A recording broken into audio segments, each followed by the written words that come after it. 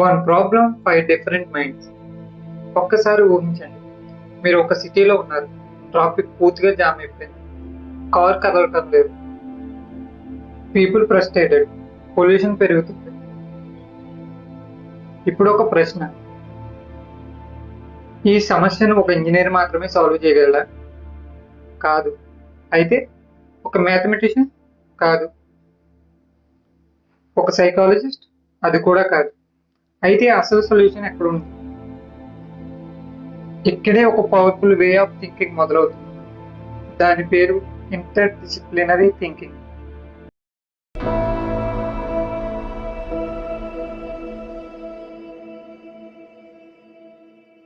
ఈ వీడియోని ఎక్కడ స్కిప్ చేయొద్దు, ఎందుకంటే ఈ వీడియో యొక్క ముఖ్య కారణం ఈ ఎండింగ్ లోనే ఉంది.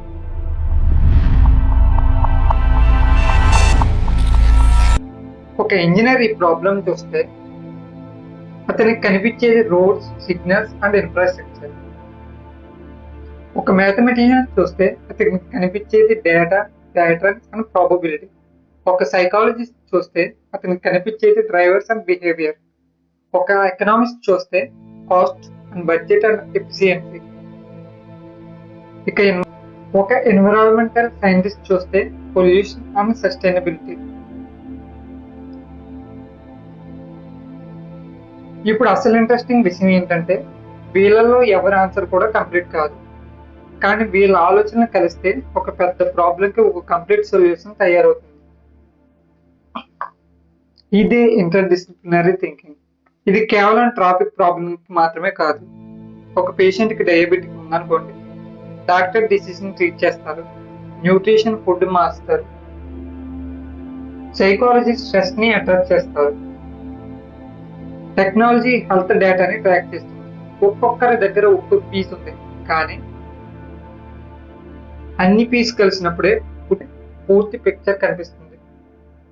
ఇప్పుడు అసలు ప్రశ్న, మనం స్టూడెంట్గా దీన్ని ఎలా ఉపయోగించాలి? మీరు ఇంజనీరింగ్ చదువుతున్నారా? సైకాలజీని కూడా కొంచెం తెలుసుకోండి. మీరు కామర్స్ చదువుతున్నారా?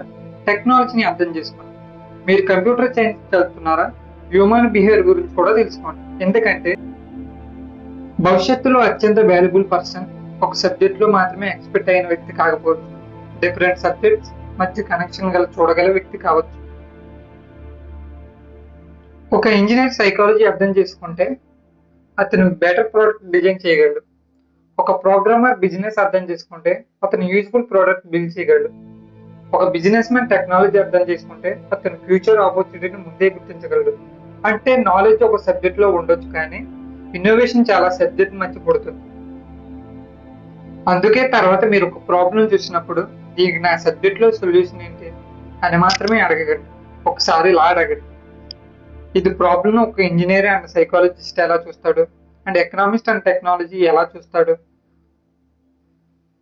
అప్పుడు మీ ప్రాబ్లం ఒక యాంగిల్లో కనిపించదు, మీకు మొత్తం ఒక పిక్చర్ కనిపించడం మొదలవుతుంది.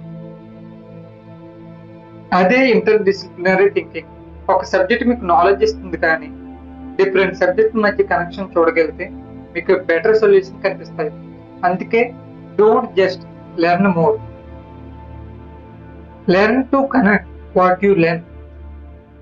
రీసెంట్గా UPSC conceptual clarity and interdisciplinary thinking మీద ఎక్కువ ఫోకస్ చేస్తుంది.